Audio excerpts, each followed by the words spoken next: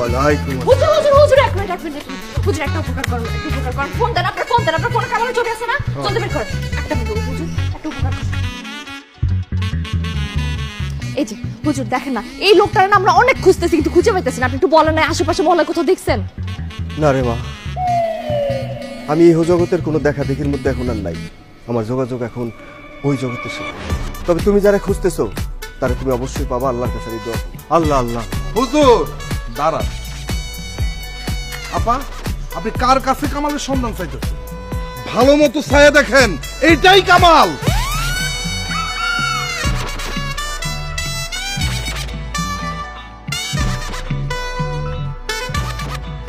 সেই চোখ সেই নাক সেই ঠোঁট হাতটাও তো সেই রকম শুধু গালের মধ্যে দাড়ি কথা বলেন তো কথা বলেন কি বলবো রে মা তো সেটা এইটাই তো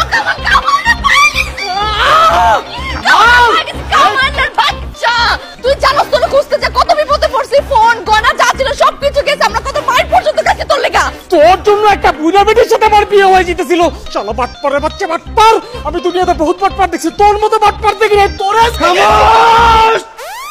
বেত্তামিজ আমি কামাল না আমি কামালের বড় ভাই জামাল আমরা দুইজন একই বাবা মায়ের সন্তান কথায় আছে সৎসঙ্গে স্বর্গবাস অসৎসঙ্গে নরকবাস আমার ভাই ছোটবেলায় বেপথে চলে যায় আমি অনেক চেষ্টা করছি তারে সৎ পথে ফিরে আনতে পারিনি সেজন্য আমি আমার ভাইয়ের পরিচয় দেই না আমি একজন ব্যর্থ বড় ভাই আই এম রিয়েলি সরি ভাইয়া আমি ভাবছিলাম আপনি কামাল কিছু মনে করবেন না হ্যাঁ ভাইয়া কামাল কোথায় আছে আপনি কি জানেন কয়েকদিন আগে কামাল একটা ডাকাতের দলে যোগ দেয় তার ডাকাতের ধান্দা ভালোই চলতেছিল একদিন সে লঞ্চ ডাকাতি করতে যায় বরিশালে লঞ্চ ডাকাতি করতে যায় গণপিটানি খায় সে অন স্পটে মারা যায়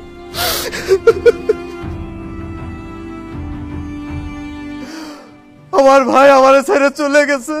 আমার ভাই আর এই দুনিয়াতে নাই আরে দেখছো সোনিয়া আমরা যে মানুষটাকে এই দুনিয়াতে হন্য হয়ে খুঁজতেছি সেই মানুষটা আসলে দুনিয়াতেই নেই মরেই গেল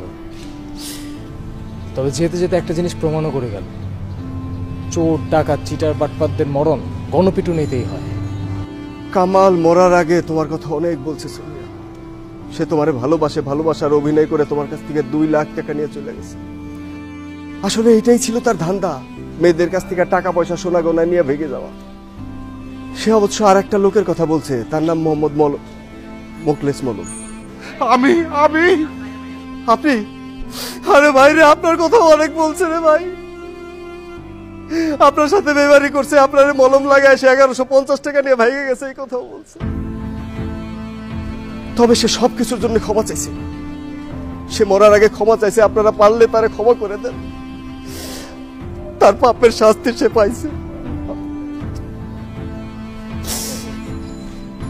4টা বছর আমি ওর সাথে রিলেশনশিপে ছিলাম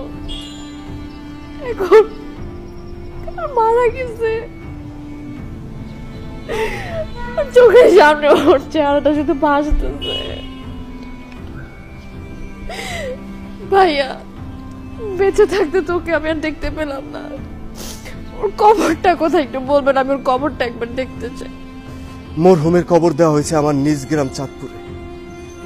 আপনারা চাইলেই সেখানে যাইতে পারতেন খুব বেশি দূরে না কিন্তু দুঃখজনক ব্যাপার হচ্ছে নদী ভাঙন এলাকা তো এই কয়েকদিন আগে আমার ঘর বাড়ি সবকিছু নদীতে ভেঙে গেছে সাথে আমার ভাইয়ের কবরটাও সর্বনাশা পদ্মা নদী সেইখানে তাই আর কবর খুঁজে পাবেন না কামাল রে কাওয়া তুই আমারে তাইরা কেমনে গেলি রে আরে কামাল আমি আর তুই কতদিন বাচ্চা বাচ্চার কাঁচা মরিচ খাইছি রে তুই কেমনে চলে গেলি আমারে যাই না ও ভাই, আপনি আমারে কেন একবার জানাইলেন না কামাল কেমনে মরছে? আপনি আমারে জানালে একটু ডাকলেন না কেন? কেন আপনি আমারে একটু বললেন না? আমি কামালে জানা যাই যাইতাম, আমার মুখটা একটু ঠান্ডা করতে পারতাম।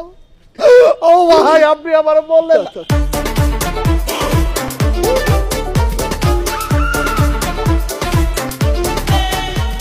এফডিসি থেকে ভাড়া করা তো আঠাকো। ধরা পড়ে গেছি মিথ্যা কথা বলে লাভ নাই। আমি কামাল। সোনিয়া, তোমার সাথে আমার এত দিনের রিলেশন, একটা কথা তোমার বলা হয় না, আজকে বলতে চাই। 1998 আমি তখন ক্লাস 5-এ পড়ি। 100 মিটার দৌড় প্রতিযোগিতায় আমি ফার্স্ট হয়েছিলাম। কিন্তু আজকে আমার মনে হচ্ছে এইখান থেকে বাঁচতে হলে আমার 400 মিটার ছাড়া উপায় নাই।